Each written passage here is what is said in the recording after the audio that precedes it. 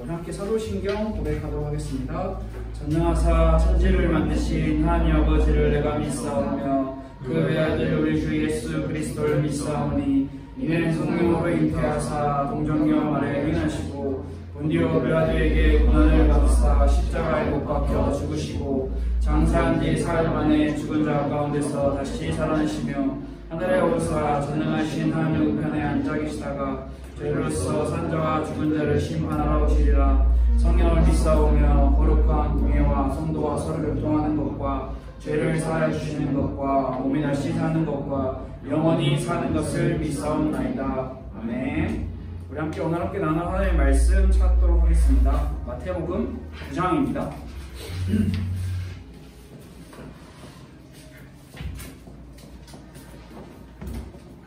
9절에서 13절 말씀만 저희가 오늘 볼게요. 9절에서 13절만.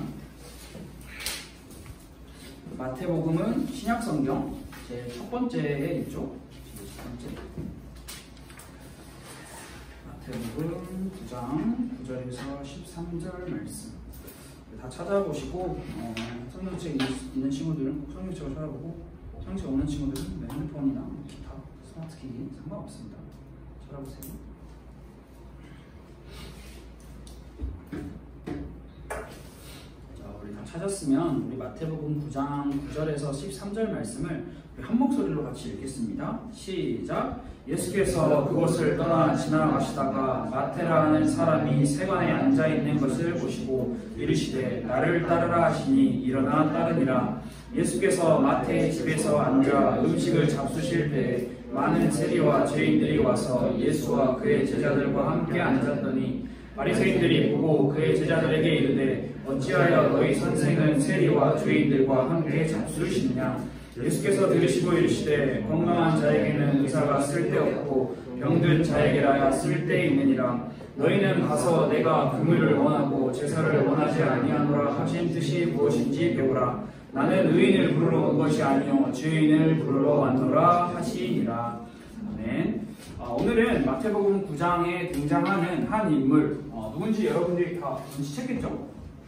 이름이 등장했으니까 마태라고 하는 인물을 함께 배우고 생각해보는 시간을 가지려고 합니다. 이 마태는 다른 누가복음이나 마가복음인가 요한복음인가 정확히 기억이 안 나는데 거기는 이제 레위라는 이름으로 기록이 되어 있기도 해요. 같은 이름이에요. 이 당시에는 이름을 여러 개를 가지고 있는 사람들도 많았어요. 근데 이 마태에 대해서 우리가 함께 조금 말씀을 나눠볼게요. 여러분이 알고 있는 마태 어떤 정보가 있을까요? 제일 우리가 많이 알고 있는 정보는 예수님의 제자라는 정보가 있고 그리고 또 마태복음을 기록한 사람이다라는 정보가 있죠. 그런데 이제 오늘 우리가 함께 주목해서 살펴보고자 하는 내용이 무엇이냐면 이 마태의 직업이에요. 마태가 어떤 직업을 가지고 있었냐. 성경에서도 이야기를 하죠. 세관에서 일한다 했는데 그것은 세리예요. 다시 말하면 일반 모든 사람들의 세금을 이렇게 걷는, 오늘날로 말하면 국세청인가요? 그런 데서 일하는 세금을 관리하는 일을 하는 사람이었어요. 근데 뭐 지금도 사실 이런 세금 관리하는 그런 이런 일을 하면 굉장히 명예직인지 아닌지 저는 잘 모르겠는데 이 당시에는 굉장히 명예직이었어요. 이 이스라엘 시대에는 이 세금을 걷는다 혹은 사람들에게 돈을 받아서 이것을 내가 관리를 한다라고 하는 이러한 역할을 하는 것은 굉장히 사람들에게 딱 두 가지의 시선으로 딱 정확하게 구분을 할 수 있었는데 일단 돈이 많죠. 당연히 돈이 많고 그리고 또 반대의 한 가지의 시선은 무슨 시선이 있었냐면 그것은 조금 이따가 말해줄게요. 이 당시에 어떤 시대였는지 우리가 먼저 알아야 이게 이해가 돼요. 이 당시에는 로마라고 하는 나라가 이스라엘이라고 하는 이 나라를 통치하고 있었던 시대예요. 그러니까 이스라엘 스스로 힘을 가지고 살아가던 시대가 아니라 로마라고 하는 나라가 이스라엘을 지배하고 있었던 시기. 그러니까 쉽게 말하면 로마 정부의 통치를 받고 있던 상황이에요. 그래서 로마 정부는 이스라엘로부터 통치를 받으니까 이스라엘 사람들이 많이 있잖아요. 이 사람들에게 돈을 받아야겠어. 세금을 받아야겠어. 이 사람들에게 세금을 받아야 되는데 이것을 조금 더 쉽게 그리고 조금 더 수월하게 효과적으로 이 세금을 얻기 위해서 로마가 머리를 쓴 거죠. 굉장히 머리를 잘 썼어요. 그게 어떤 머리를 썼냐면 특정 지역마다 우리가 예를 들어서 이 서울이면 서울도 서울 안에서 각 구마다 또 각 동, 각 면 이게 그런 단위가 있잖아요. 그런 단위처럼 각 지역마다 이스라엘 사람을 세운 거예요. 세금을 걷는 이스라엘 사람. 근데 이것을 로마가 그냥 마음대로 세운 것이 아니라 어떻게 세웠다라고 기록이 나와 있냐면 이 세금을 거둘 수 있는 그 권리를 로마가 주는 그 권리를 경매에 붙였대요. 그래서 쉽게 말하면 돈 많은 사람들이 이 세금을 거둘 수 있는 권리를 사는 거죠. 그래서 그것을 가지고 그 권리를 가진 사람이 이제 로마에서 이제 이야기를 듣는 거예요. 야, 예를 들어서 우리 은교가 여기 우리 지금 청소년부에 세금을 걷는 사람이야. 그러면 이제 제가 은교한테 이야기를 하는 거예요. 은교야, 청소년부는 사람이 몇 명이니까 한 200만 원씩 내. 그러면 이제 은교가 계산을 하겠죠. 이제 한 사람당 두당 얼마씩을 내야겠구나. 그러면 이제 그것을 이제 세금의 목적으로 걷는 거예요. 근데 그걸 가지고 있는 그 권리를 가지고 있는 사람은 사실 굉장히 힘이 있는 사람이었어요. 왜냐하면 로마의 보호를 받고 있다. 로마가 주는 그 권리를 가지고 있다라는 거죠. 그런데 여기서 재미있는 게 그냥 권리만 가지고 있는 게 아니라 이 세금을 로마에 바치는 사람들이 또 어떤 권리가 있었냐면 오늘날도 많죠. 수수료도 받을 수 있는 권리가 있었어요. 다시 말하면 그런 거죠. 은교가 여기 있는 사람들한테 돈을 걷어요. 야, 얘들아, 여러분, 제가 여러분들을 위해서 돈을 걷어서 제가 이것을 전도사님에게 드리기 때문에 여러분들은 저에게 개인당 1,000원씩만 주세요. 그러면은 은교는 하나, 둘, 셋, 넷, 다섯, 여섯, 일곱 명이니까 7,000원의 이득을 버는 거죠. 근데 이게 우리가 숫자가 작으니까 겨우 7,000원이잖아요. 그런데 이 수수료가 사실 어마어마했다라고 해요. 그러니까 당연하게 이 세금을 걷는 사람은 그냥 기쁜 마음으로 내가 우리 백성들과 우리 민족들을 사랑하는 마음으로 내가 그들을 도와주겠다라는 그런 헌신의 마음으로 일을 한 게 아니라 당연히 로마에서 원하는 금액은 200만 원이었어. 은교야, 너 청소년부는 200만 원을 내. 가짜예요. 저 200만 원 여러분 내라 하는 거 아니에요. 200만 원을 내라고 했는데 은교는 저랑 딜을 한 거죠. 근데 은교는 청소년부에 가서 이야기를 하는 거예요. 전도사님이 300만 원 내래. 그래서 사람들한테 두당 얼마씩을 더 받는 거예요. 근데 아까 제가 수수료를 이야기했잖아요. 이 수수료는 1,000원이라고 아주 내가 너희를 배려한다, 내가 헌신한다라고 이야기를 하면서 사실 그 이면에는 100만 원이라는 그 어마어마한 돈을 자기의 몫으로 챙기는 그런 상황이 딱 세리의 상황이었어요. 자, 여러분, 이 사실을 알았어요, 여러분이. 그럼 어떨까요? 이 사실을 알면 어떨까요? 은교가 우리를 위해서 정말 사랑하는 마음으로 헌신을 하고 있구나라고 생각을 할까요? 아니죠. 그렇게 생각을 안 했어요. 더 많은 세금을 걷어서 자신의 이익을 위해서 챙기는 그 세리. 그 세리들은 사실 이스라엘 사람들에게 굉장한 많은 배신자였고 굉장한 배반자였어요. 왜냐하면 그 당시에는 요즘은 우리가 인터넷에 들어가서 내가 올해 내야 할 세금이 얼마지 검색하면 정확한 수치가 나와요. 당신의 가정은 소득이 얼마이기 때문에 이런 세금을 내세요. 이만큼의 세금을 내시면 됩니다. 자동차가 있으시네요. 이만큼 내세요. 집이 있으시네요. 이만큼 내세요. 수입이 이만큼이네. 이만큼 내세요. 다 달라요. 다 달라요. 그런데 이 로마 시대에는 이 이스라엘을 다스리고 있던 이 시대에는 마태복음 시대에는 여러분 온라인 시스템이 어디 있어요? 네이버가 어디 있고 정부24가 어디 있어요? 그런 거 없어요. 국세청도 없고요. 이걸 정당하게 표현할 수 있는 방법이 없어요.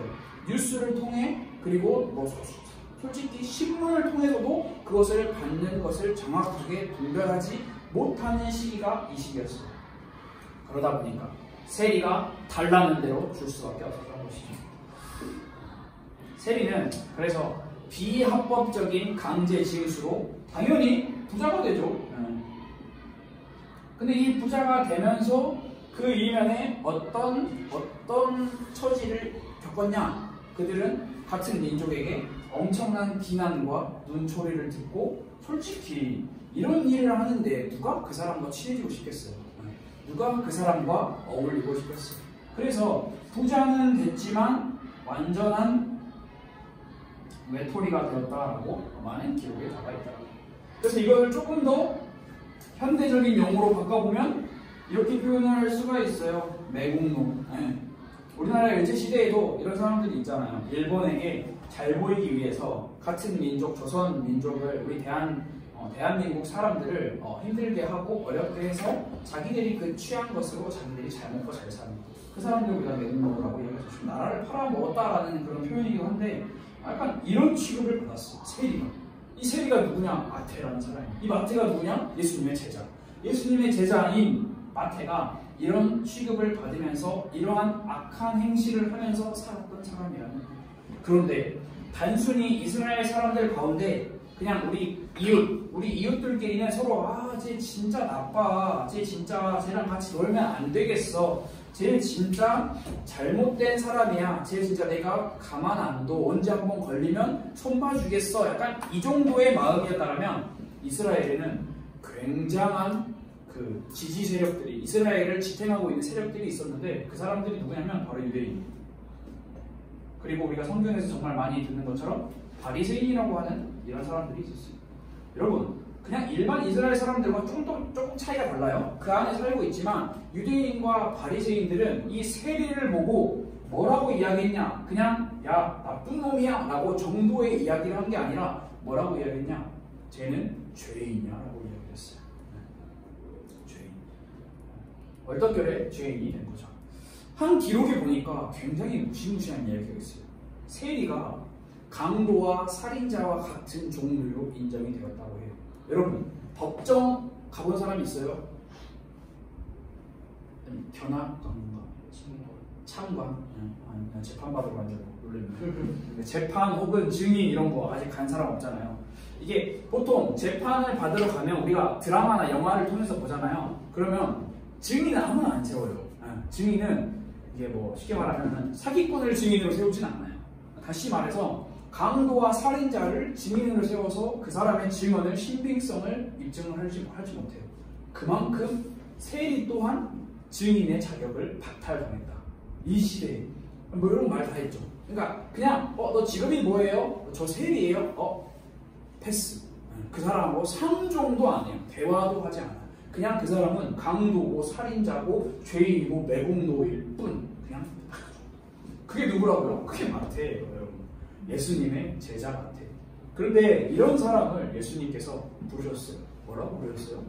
영어 성경에서는 우리가 잘 아는 Follow me, 나를 따라오라고 이야기를 하고 있어요.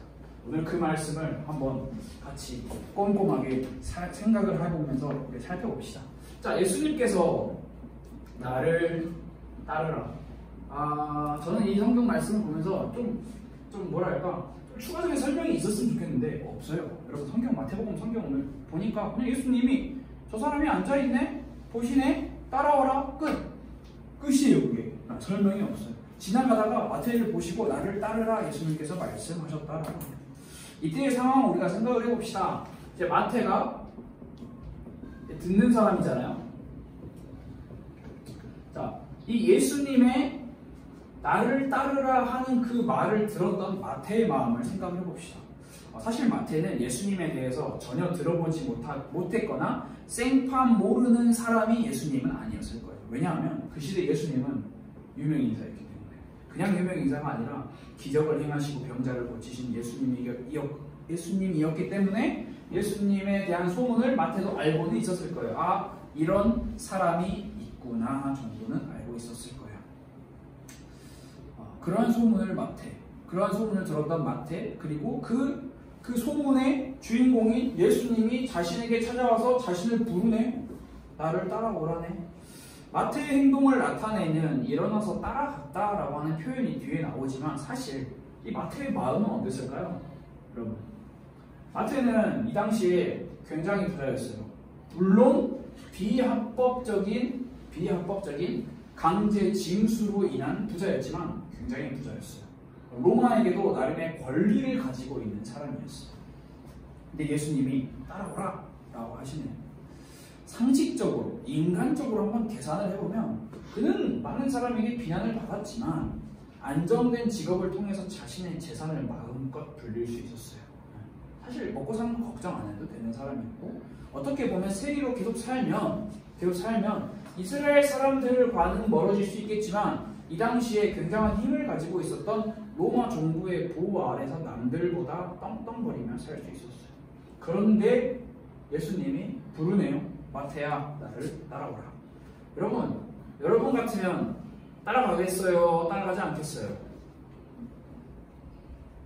예수님이 부르는데 사실 예수님이 어떤 사람인지 정확하게 알지는 못했을 수도 있죠.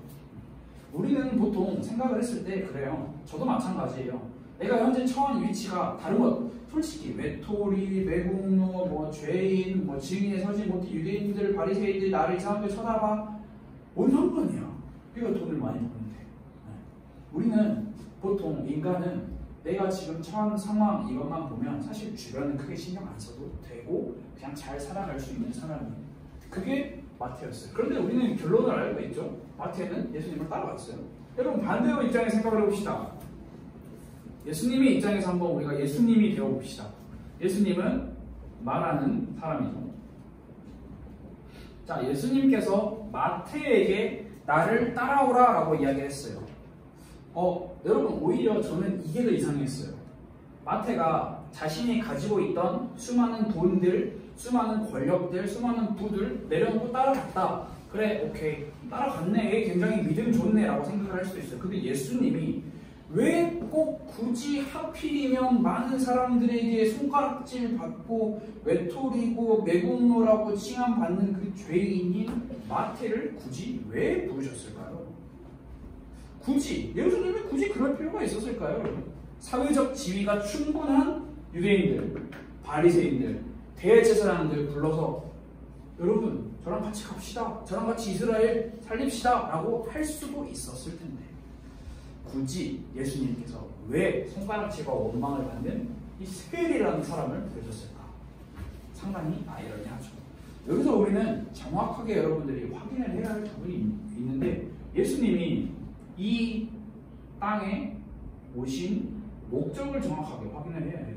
왜 이 땅에 오셨는가? 그것을 이해하지 못하면 마태를 부르는 걸 절대 이해할 수 없어요. 아니 저 보잘것도 없는, 쉽게 말하면 그런 거예요. 요즘으로 따지면 한 나라의 제가 지도자가 되어서 사람을 컨택을 할 때, 사람을 세울 때 쉽게 말하면 서울대, 고려대, 연세대, 박사학위, 미국 유학 갔다 온, 그리고 재산이 많은 사람, 사회적인 명망이 굉장히 두터운 사람을 세우겠죠. 그런데 예수님은 정반대의 인물인 마태를 부르셨는데 그 이유, 거기에는 예수님께서 본인이 이 땅에 오실 목적이 정확하게 숨어 있었어요. 예수님은 자신보다 약하고 자신보다 못나고 부족한 사람을 자기네 옆에 두시면서 그들로 인해서 내가 더 잘남, 내가 더 뛰어남, 내가 더 대단하다라는 것을 상대적인 그 비교를 하시기 위해서 이 땅에 오신 게 아니죠. 예수님이 이 땅에 오신 이유는 성경은 분명하게 이야기를 하고 있어요. 예수님은 이 땅에 구원자로 오셨어요. 십자가 지러 오셨어요. 예수님은 사회적 지위, 정교한 의식을 행하는 것, 영향력 있는 사람들에게 비위를 맞춰주러 오신 게 아니에요. 예수님은 대가를 지불하는 그 사랑을, 이 구원자로서 대가를 지불하는 사랑은 바로 십자가예요. 이것을 실행하시기 위해서 오셨다라는 거죠. 직접 인간의 몸이고. 조금 더 쉽게 이야기를 해볼까요? 예수님이 이 땅에 왜 오셨냐? 자신을 찾는 사람들, 자신을 원하는 사람들에게 직접 찾아오려고 오신 겁니다. 그게 예수님이 이 땅에 오신 거죠. 그냥 단순히 자신의 세력을 부르려고 오신 게 아니라는 거. 근데 여기서 끝나지 않아요. 성경 오늘 우리가 함께 읽었잖아요. 예수님께서 마태를 부르셨어. 마태를 컨택했어. 데려왔어. 그런데 거기서 끝나는 게 아니라 성경에 오늘 우리가 함께 마태복음 9장에 기록을 하고 있어요. 뭐라고 기록을 하고 있냐? 다른 세리들과 죄인들과 함께 식사를 하셨다고 성경은 기록을 하고 있어요. 진짜 미치고 환장할 노릇이에요. 왜? 아니 마태 한 사람만 데리고 가도 예수님의 이미지가 싹 깎이는데 예수님이 쉽게 말하면 마태의 친구들 데리고 간 거죠. 진짜 친한 친구들을 데리고 간 게 아니라 세리 같은 세리들을 데리고, 성경은 심지어 죄인들을 데리고 갔다. 함께 밥을 먹었다라고 이야기를 해요. 여러분, 밥을 먹는다라는 건 이 시대에 굉장한 의미를 가지고 있어요. 왜냐하면 유대인들, 바리새인들, 서기관들은 세리, 죄인, 쉽게 말하면 소외된 그런 사회적으로 굉장히 힘이 없는 사람들과 밥을 같이 먹지 않았어요. 왜? 자신들은 죄인이 아니고 저들은 죄인이기 때문에 나는 죄인과 같이 할 수 없습니다 라고 이야기를 한 거죠. 성경은 이렇게 기록을 하고 있어요. 어찌하여 너희 선생은 세리와 죄인들과 함께 잡수시냐, 이렇게 기록을 하고 있잖아요. 유대인들, 바리새인들, 서기관들, 그들이 보기에는 말도 안 되는 불결한 거예요. 불결한, 이해할 수 없는 상황이기 때문에 사실 오늘 그렇게 기록을 하고 있죠. 10절, 11절에 그렇게 기록을 하고 있죠. 바리새인들이 보고 그의 제자들에게 이르되 어찌하여 너희 선생은 세리와 죄인들과 함께 잡수를 씻느냐. 여러분, 성경이 굉장히 젠틀하게 기록되어 있어요. 굉장히 이것을 조금 더 적나라하게 표현을 해볼까요? 이렇게 표현을 하고 있어요. 다른 성경 번역본에는 뭐라고 하고 있냐면 어찌하여 사기꾼과 쓰레기 같은 인간들과 가까이 지내며 식사를 하느냐라고 기록하고 있어요. 여러분, 그러면 자, 생각해 봅시다. 유대인들과 바리새인들이 볼 때 세리, 쓰레기 같은 인간이었고 사기꾼 같은 인간, 맞아요. 사기꾼 같은 인간이었고, 왜냐하면 사람들의 그 자금을 불법 착취했으니까. 맞아요. 쓰레기 같은 인간이었어요. 예수님께 그렇게 이야기를 하는 거죠. 예수님, 왜 자기들 나 같은 젠틀하고 깔끔한 사람 놔두고 사기꾼, 쓰레기 같은 인간들과 같이 지내는 식사를 하십니까? 라고 이야기를 한 거죠. 그래서 예수님께서 뭐라고 이야기를 하시죠? 오늘 함께 읽었던 성경 말씀에 이렇게 기록이 되어 있어요. 물론 앞에 쭈르륵 기록이 되어 있죠. 근데 그 말씀의 결론은 이거예요. 죄인을 부르러 왔노라. 예수님께서 그냥 그 순간에 즉석적으로 죄인을 부르러 왔노라라고 이야기를 하신 게 아니라 굉장히 쉬운 예화를 하나 드세요. 그게 마태복음 9장 12절에 이야기를 하고 있어요. 바로 의사에 대한 비유를 드세요. 자, 의사가 누구에게 필요하겠냐 물어봐요. 그러면서 말씀을 하시죠. 의사가 병든 사람에게 필요하겠냐 아니면 건강한 사람에게 필요하겠냐라고 물어봐요. 여러분 어떻게 생각하세요? 의사는 누구에게 필요해요? 병든 사람이에요? 건강한 사람이에요? 굉장히 어려운 질문인가요? 요즘 시대로는 어려울 수 있어요. 건강한 사람에게 의사는 필요해요. 왜냐하면 건강하게 더 살고 싶기 때문에. 근데 여러분, 상식적으로 생각을 해봐요. 의사는 병든 사람에게 필요해요. 건강한 사람은 의사 찾지도 않아요. 병원 가지도 않아요. 아니, 굳이 가면은 주사 맞고 막 검사 받고 막 치과 가면 막 이빨에 막 이 소리 나면서 막 들이대야 하는, 굳이 내가 아프지도 않은데 가겠어요? 안 가죠. 예수님께서 이야기를 하시는 거예요. 병든 사람에게 의사는 필요하고 건강한 사람에게는 필요가 없다. 이 말은 이 건강하다, 이 병들었다라고 하는 말을 우리가 단순히 우리의 몸이 아프다, 우리의 몸이 건강하다라는 것으로 해석을 하면 해석이 안 돼요. 지난주에도 이야기한 것처럼 성경을 그냥 글자 그대로 해석을 하면 막히는 부분이 있어요.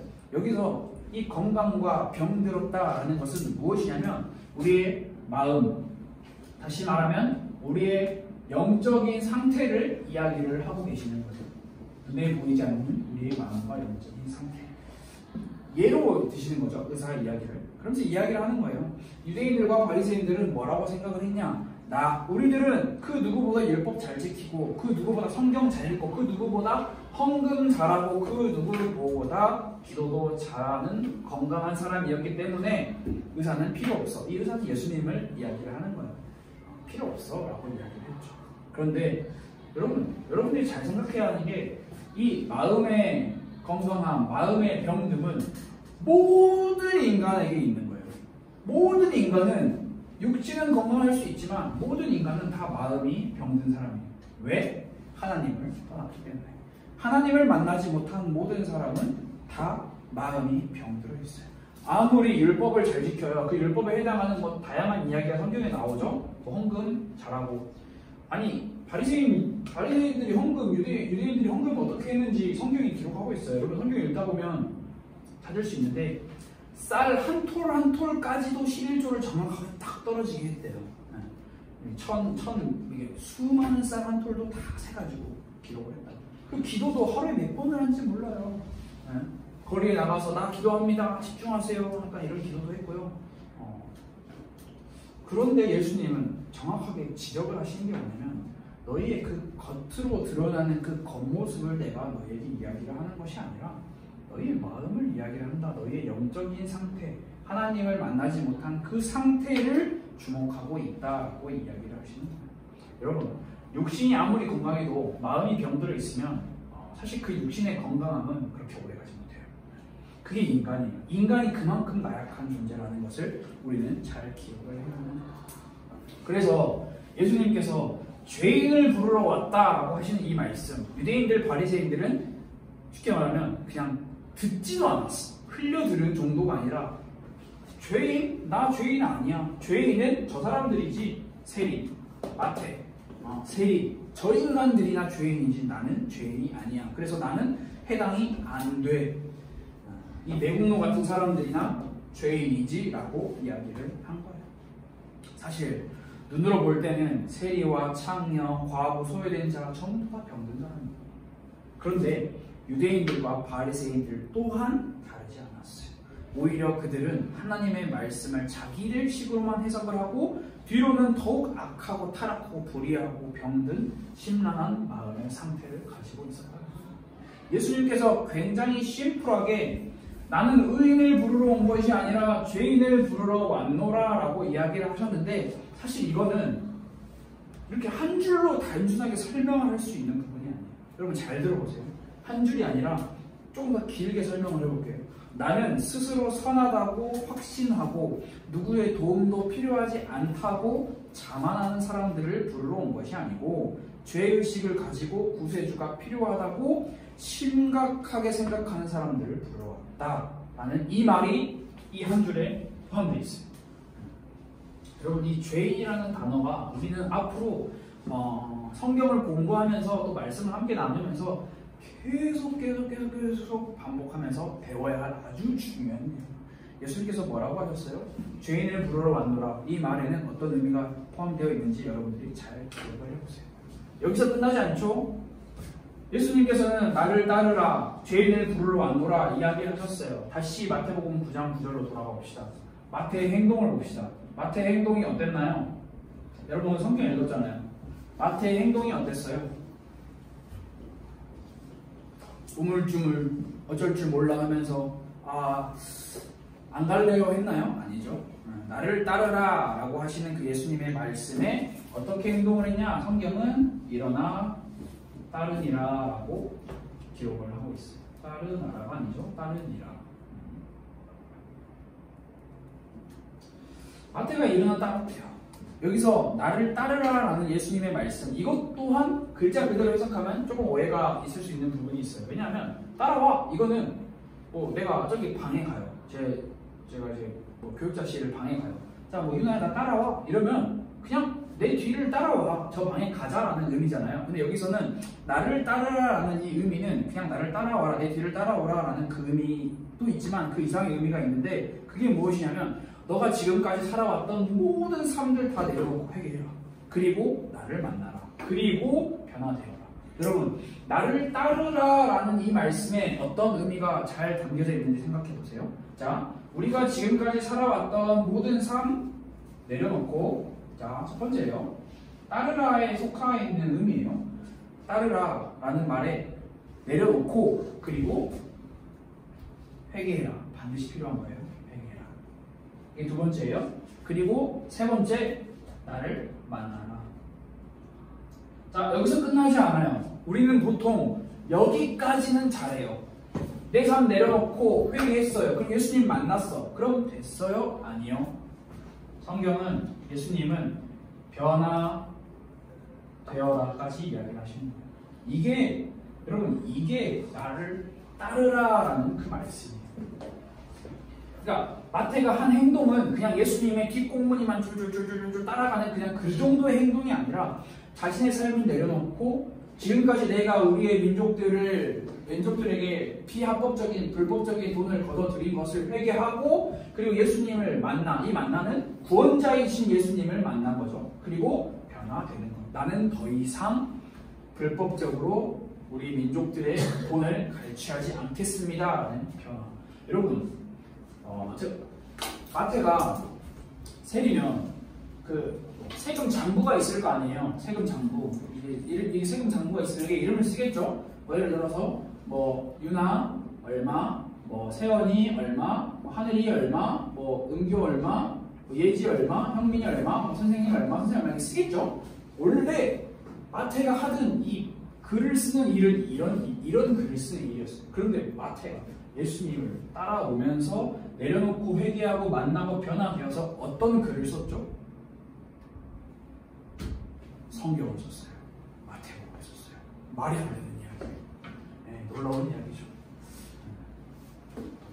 이게 우리의 상식으로는 여러분 이해할 수 없는 거죠. 이해할 수 없는 거죠. 마태는 내가 예수님을 따라가면 어떻게 밥을 벌어먹고 사냐? 내가 예수님을 따라가면 나 같은 존재가 어떻게 예수님을 따라갈 수 있느냐라는 여러 가지 이런 복합적인 고민과 근심에 쌓여서 예수님의 초청에, 구원의 초청에 나를 따라오너라 라고 하는 그 구원의 초청을 거절한 게 아니라 그대로 순종했어요. 여기서 아주 놀라운 성경의 비밀을 우리가 발견할 수 있는데 딱 이것만 나누고 마칠 거예요.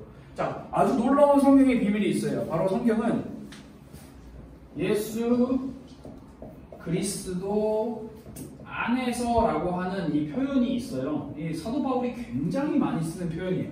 이제 뭐 로마서부터 시작해서 사도 바울의 서신을 쭉 읽어보면 그리스도 예수 안에서라는 말이 굉장히 많이 나오거든요. 성경에서 이야기하는 굉장히 놀라운 게 뭐냐면 예수 그리스도 안에서 내가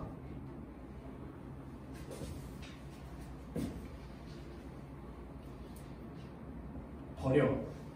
뭘 버려? 뭔가 버려요. 뭔가 버리면 반드시 그 이상을 발견할 수 있다는 거예요. 다시 말하면 버리면 얻게 되는 게 반드시 있다라는 거예요. 이거를 이제 뭐 현대 가치적으로 해석을 하면 답이 안 나와요. 다시 말해서 놓으면 잡을 수 있다라는 게 생긴다라는 거죠. 마태가 자신이 가지고 있던 세리라고 하는 세관에서 일하는 그 권리를 버리는 그 순간 뭘 얻었어요? 예수님의 제자, 예수님을 만나고 예수님의 제자가 되고 예수님의 행적을 기록하는 그 기록자의 역할까지 상상도 할 수 없는 성경이 행하는 이 논리예요. 근데 이것을 여러분 잘 이해해야 돼요. 이게 전제예요. 예수 그리스도 안에서 버려야 하는 거죠. 다시 말하면 내 안에 있는 나 자신을 버려야 되는 거죠. 나를 버려라. 이게 불교 용어로 뭐 나를 비워라 이런 개념이 아니에요. 우리는 예수 그리스도 안에서 버려야 된다는 거죠. 내가 가지고 있는 그 버려야 된다. 여러분이 가지고 있는 거 뭐 없잖아요. 사실 여러분이 뭘 가지고 있겠어요. 그런데 여러분 인간은 다 내 안에 가지고 있는 게 있어요. 그 가지고 있는 게 뭐냐면 마치 바리새인들과 유대인들처럼 나는 죄인이 아니에요 라고 하는 이런 굉장한 교만한 마음을 가지고 있어요. 그것을 버리라고 이야기를 합니다.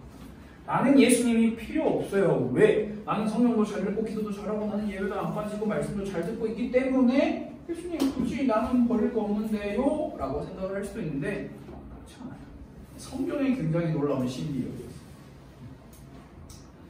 뭐 앞으로 또 대화를 나누겠지만 예수님의 제자 중에 베드로라고 하는 사람도 있죠. 베드로도 그물이 어부였잖아요. 물고기 잡는 어부였는데 그물을 버리고 내려놓고 예수님을 따라가는 그 순간 무엇을 얻었죠?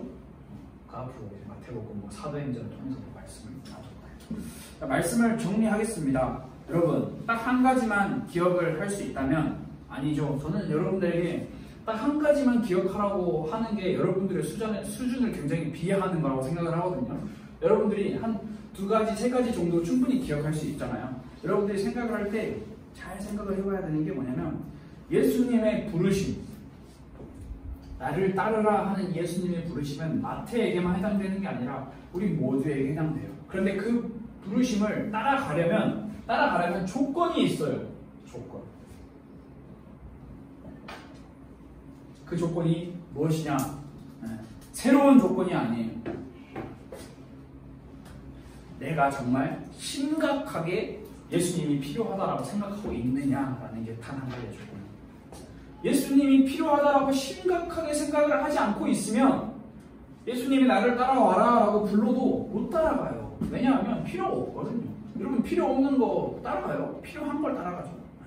있으면 상식적이고 매우 인간적인 이야기지만 굉장히 성경적인 이야기. 그게 우리. 그래서 우리는 내가 굉장한 죄인이다. 어마무시한 죄인이다. 라는 것을 절대 잊어서는 안 돼요.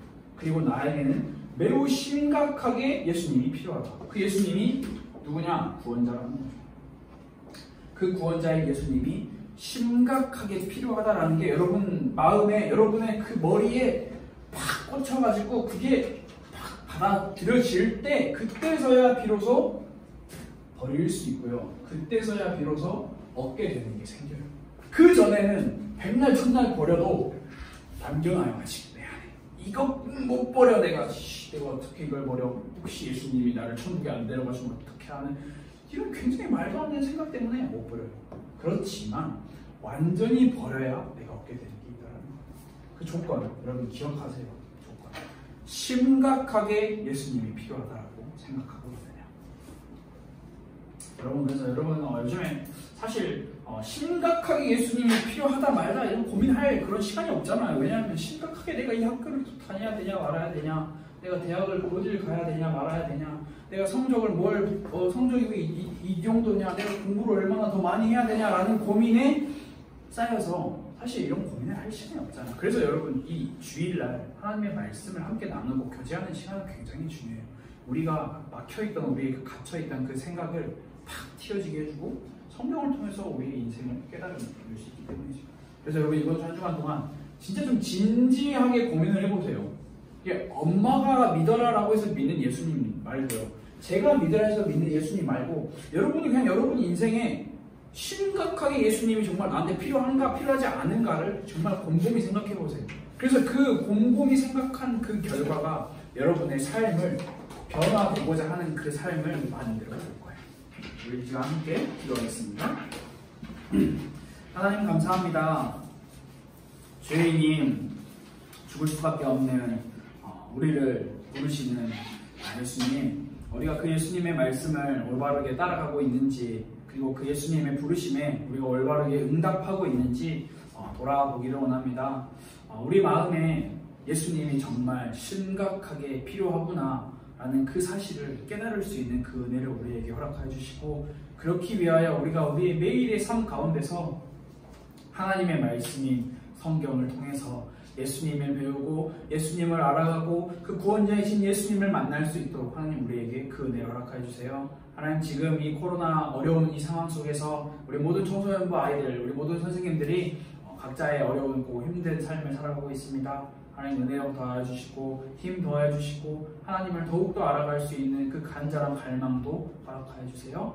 살아계신 예수 그리스도 이름으로 기도드렸습니다. 아멘. 우리 함께 주기도문으로 예배를 마치도록 하겠습니다.